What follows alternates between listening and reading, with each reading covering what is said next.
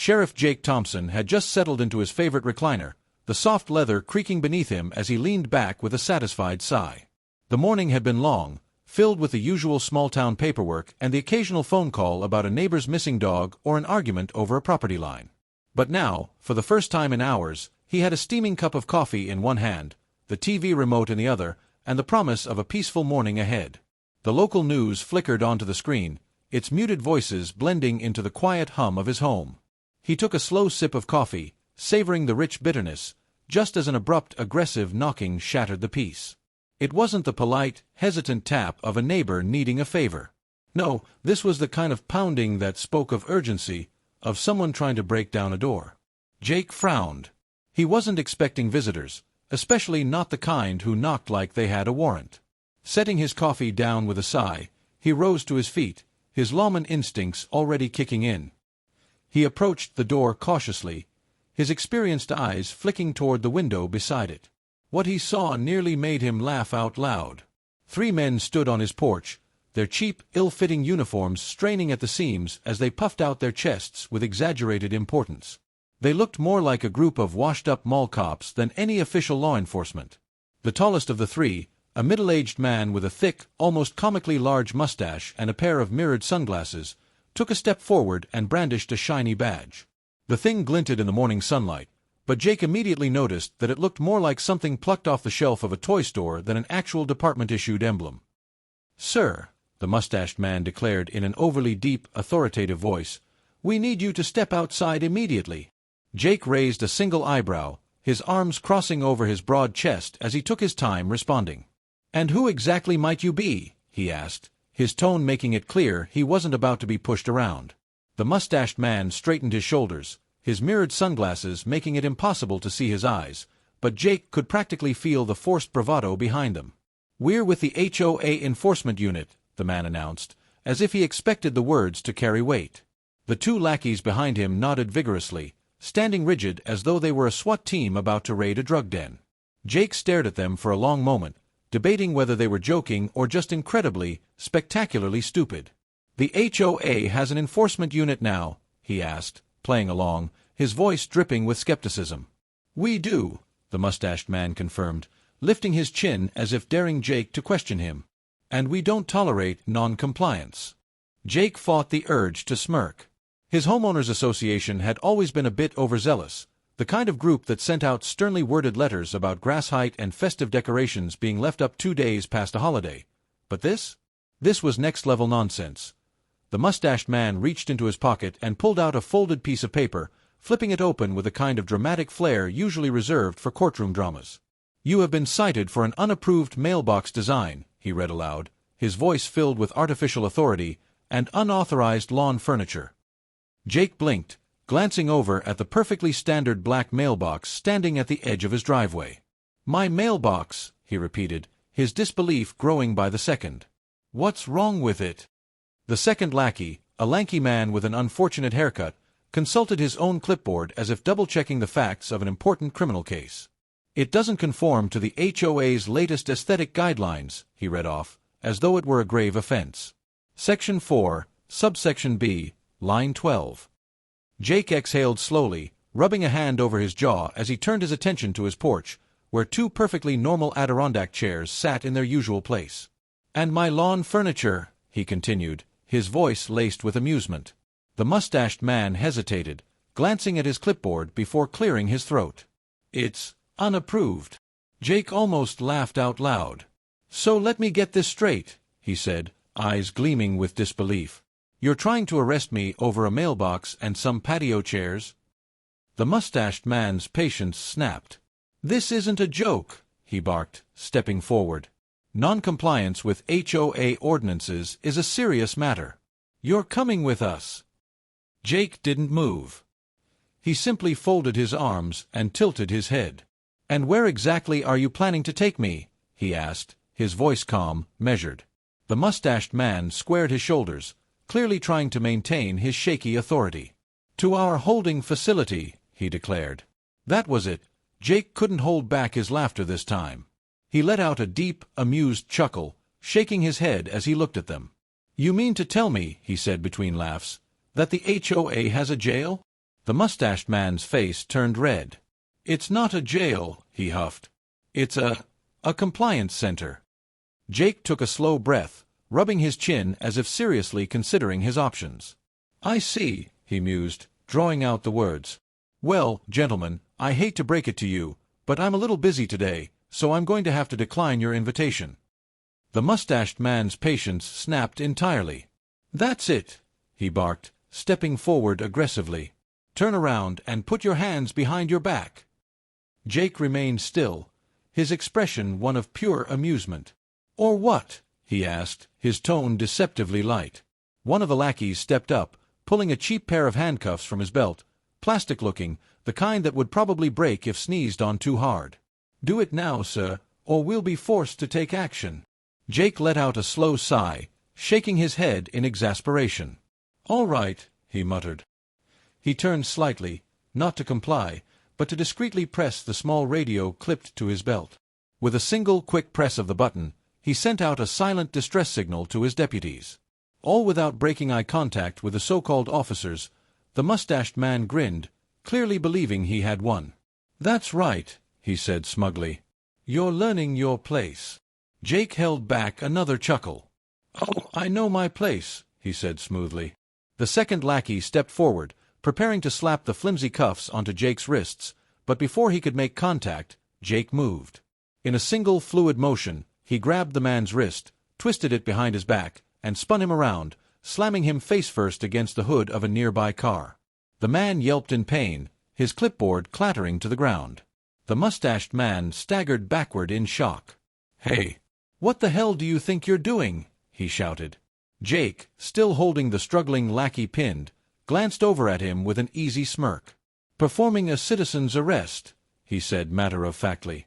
The second lackey, seeing his friend taken down in an instant, reached for something on his belt, probably another laminated citation sheet or some equally useless nonsense, but he froze at the sudden, unmistakable sound of approaching sirens.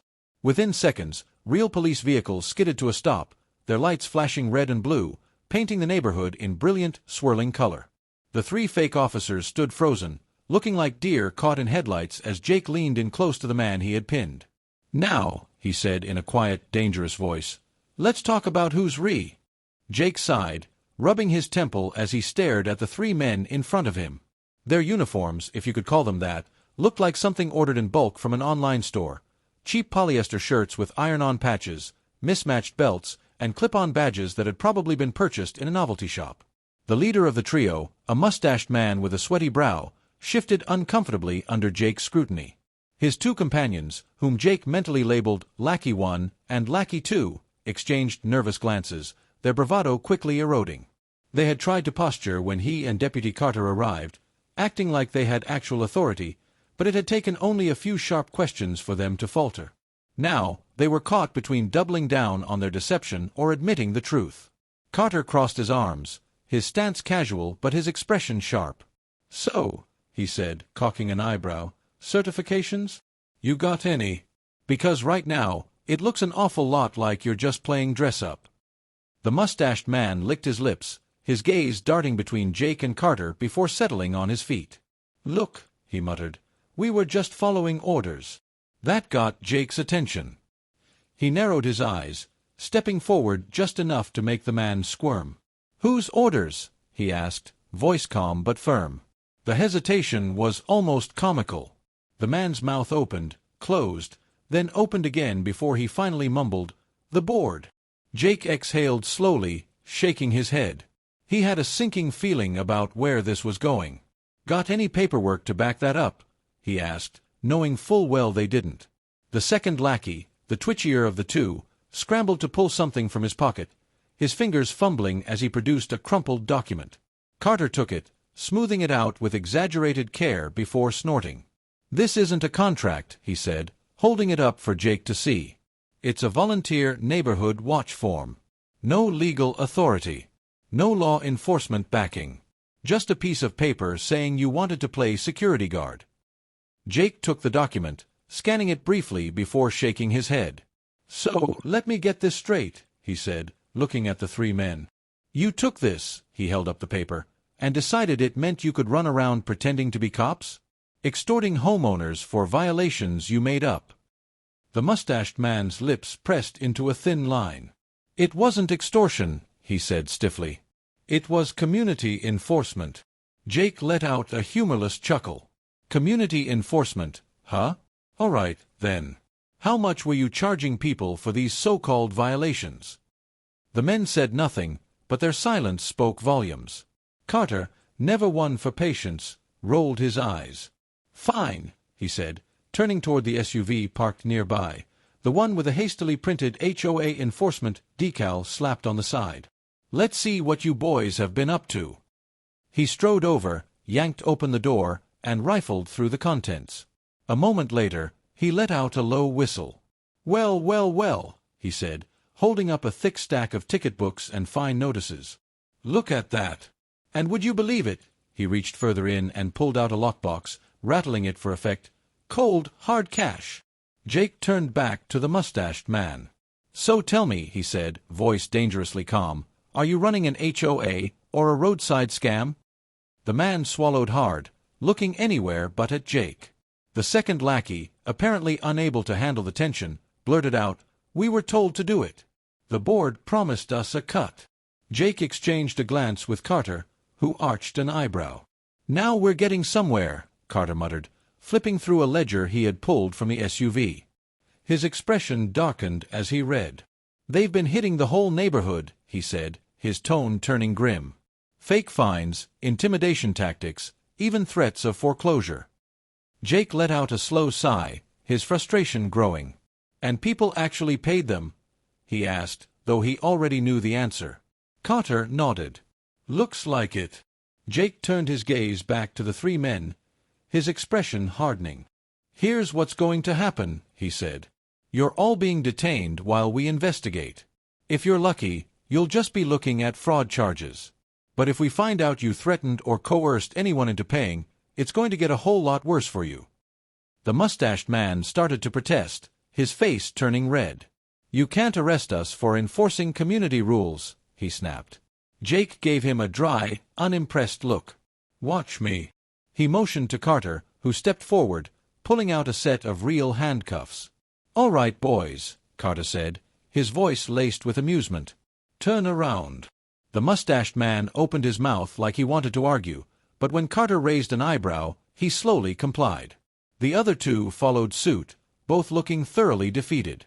Carter cuffed them swiftly, then started reading them their rights. Meanwhile, Jake turned toward the small crowd of neighbors that had gathered, their expressions ranging from concerned to outright furious. An older woman near the front of the group raised her hand. Sheriff, she called out, does this mean we can ignore those fines they've been giving us? Jake gave her a reassuring nod. If they ever made you pay, keep your receipts, he said.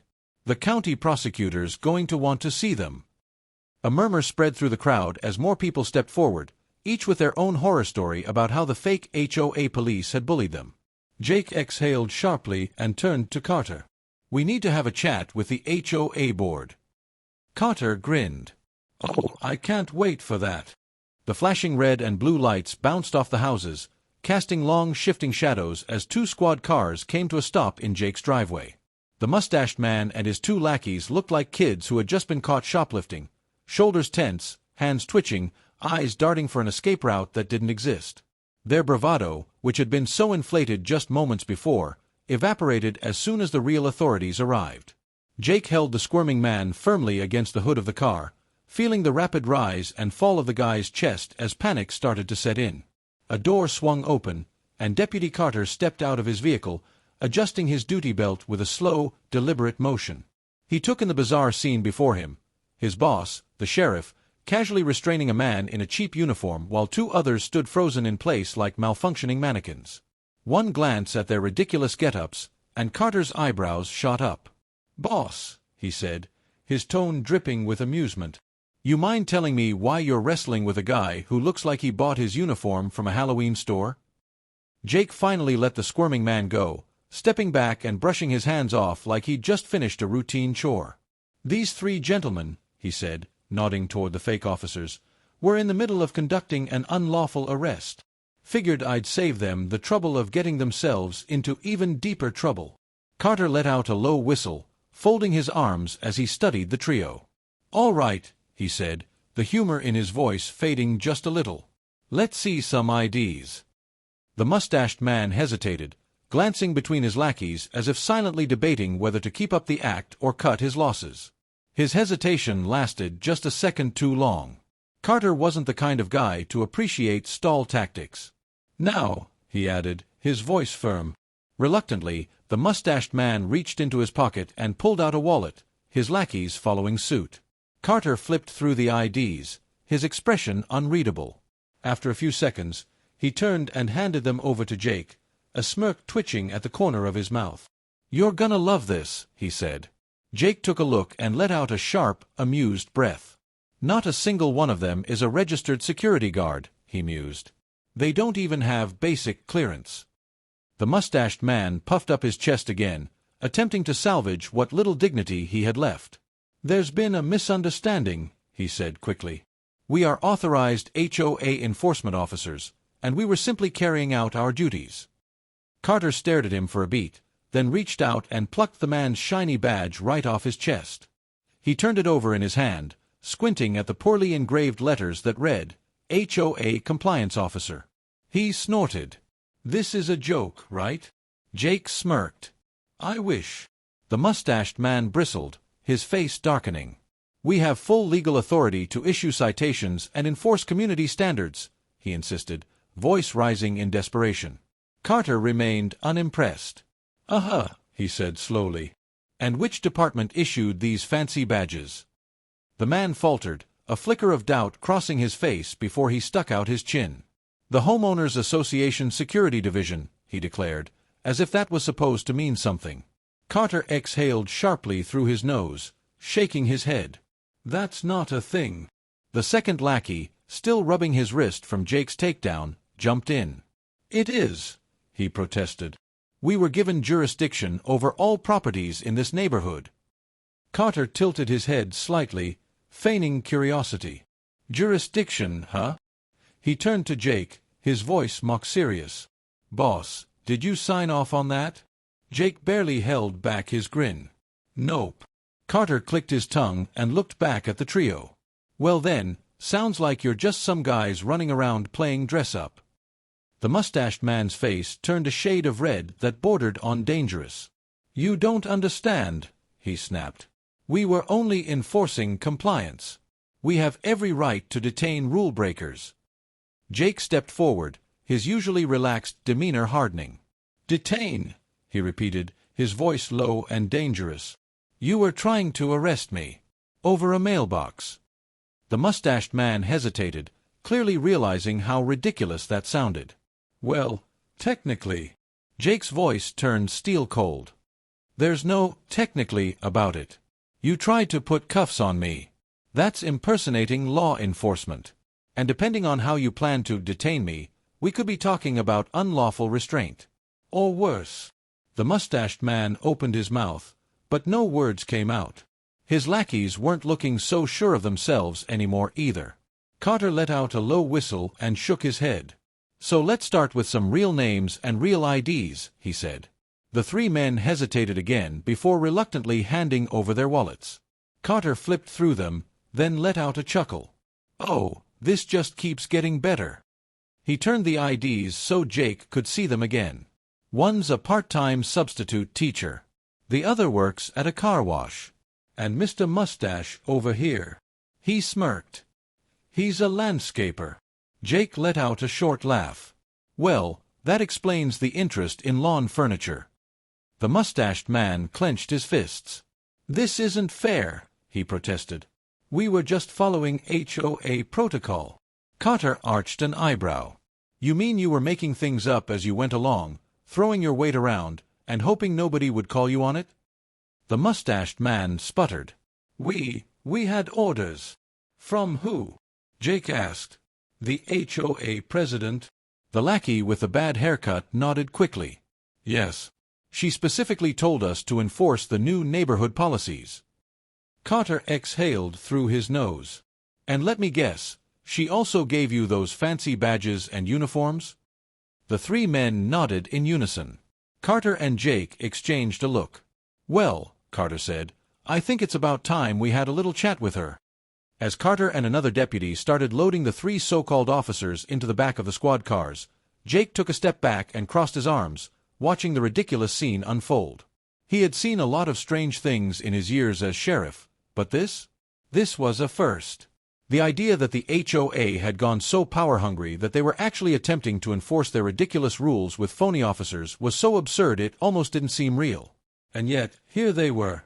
As the squad cars pulled away, Jake turned to Carter, who was shaking his head in disbelief. "You know," Carter said, "I thought I'd seen it all. But this—" He let out a low chuckle. "A fake police force for an HOA? That's a new one." Jake exhaled, running a hand over his face. "Guess I'll be having a conversation with the HOA board soon," he muttered. Carter smirked. "Think they'll try to fine you for resisting arrest?" Jake let out a dry laugh. "Wouldn't put it past them." With a final glance at his now empty porch, he shook his head and started back inside. He had a fresh cup of coffee waiting. And if the HOA thought this was over, they had another thing coming. By the time Jake and his deputies arrived at the HOA office, word had already spread. The board members were waiting for him, standing in a stiff, defensive formation behind a cheap wooden desk. The office itself was about as pretentious as Jake had expected. Framed community guidelines on the walls, fake potted plants in the corners, and a sign on the door that read "Preserving our neighborhood's integrity since 1998. It might have been impressive if he hadn't just spent the last hour arresting their so-called enforcers. At the center of the group stood the HOA president, a thin man in a suit that was at least one size too big, his collar slightly askew as if he had hastily dressed in a rush. He clasped his hands together in what he probably thought was a dignified pose and forced a smile as Jake entered. "Sheriff," he greeted, his voice dripping with manufactured politeness, "this is all a misunderstanding." Jake didn't smile. Instead, he crossed his arms and tilted his head slightly. "A misunderstanding," he repeated. "You mean the part where your so-called officers tried to arrest me, or the part where they were running a fine collection racket?" The president's expression flickered, his fingers tightening around each other, but he held his ground. The silence in the room stretched for a moment before the president cleared his throat. "We were simply trying to maintain order in the community," he said, as if that explained everything. "There have been complaints." Jake cocked an eyebrow, feigning curiosity. "Complaints about what exactly?" The president hesitated, glancing at his fellow board members for support, but none of them spoke up. Finally, he made a vague gesture with one hand. "Non-compliance," he said. A woman with short silver hair, another board member, straightened her posture. "Sheriff," she said crisply, "we have to enforce neighborhood standards. People buy homes here because they expect a certain level of decorum." Jake stared at her, unimpressed. "And does decorum include hiring unqualified thugs to shake down homeowners?" The woman stiffened but didn't answer. Instead, the president attempted to steer the conversation back to his own talking points. "Look," he said, forcing another strained smile, "maybe we got a little overzealous, but surely this is something we can handle internally. There's no need to involve law enforcement." Jake let out a slow chuckle, shaking his head. "Too late for that," he said flatly. "Your boys are already in cuffs, and we've got plenty of evidence.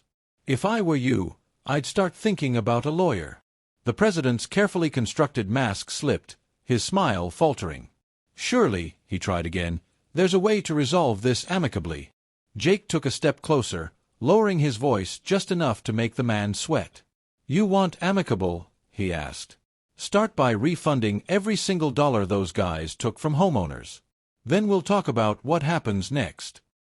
The silver-haired woman scoffed, crossing her arms. "This is outrageous," she said, her voice indignant. "The HOA has operated this way for years." Jake met her gaze, his expression cold. "Yeah. Well, that ends today." The tension in the room thickened, but none of them dared to speak after that. Jake let the silence hang before turning on his heel and heading for the door. "You'll be hearing from the prosecutor's office," he called over his shoulder. "I suggest you cooperate." By the time he stepped outside, the weight of what had just happened seemed to settle over the board members. He didn't need to look back to know their faces were pale. They had just been handed a death sentence, and they knew it. Back in the neighborhood, the atmosphere had shifted entirely. What had started as a tense situation had turned into something resembling a block party. People were out on their lawns, chatting animatedly, swapping stories about their own encounters with the fake HOA cops. Some were laughing, others were fuming. An older man in a golf cap approached Jake, shaking his head. "Sheriff," he said, "I got fined $200 last month for excessive yard decorations." He gestured toward his modestly decorated lawn, which had nothing more than a bird feeder and a small garden gnome. A younger woman stepped up next, arms crossed tightly. "They charged me $300 for parking my car in my own driveway overnight." Another neighbor groaned. "I had to pay $500 because my grass was 1 inch too high, and they threatened to double it if I didn't cut it within 24 hours. Jake shook his head, his frustration deepening. "Y'all are getting your money back," he assured them. "One way or another." The crowd erupted into cheers. Someone even popped open a beer and handed it to Jake, who accepted it with a grin. Deputy Carter wandered over, looking amused as he surveyed the unexpected celebration. "This might be the first time I've seen a sheriff's investigation turn into a community festival," he said. Jake took a sip of his beer, leaning against his truck. "People love seeing justice served," he said simply. Carter smirked. "Well, you're about to love this," he said, holding up a folder. "Just got word from the prosecutor's office. They're looking into felony fraud charges against the entire HOA board." Jake raised an eyebrow, intrigued. "Now that's music to my ears," he said. Carter flipped the folder open, pulling out a printed sheet. "Oh, and it gets better," he continued. "We checked the HOA's financial records. Guess who's been skimming money off the top?" Jake leaned in, already suspecting the answer. "Don't tell me," he said. Carter grinned. "Your buddy in the cheap suit. The HOA president's been pocketing thousands. And guess where a chunk of that money was going?" He tapped the folder for emphasis. "Right into the pockets of those fake cops." Jake let out a low whistle. Well, he mused. "Looks like we're going to be making another set of arrests."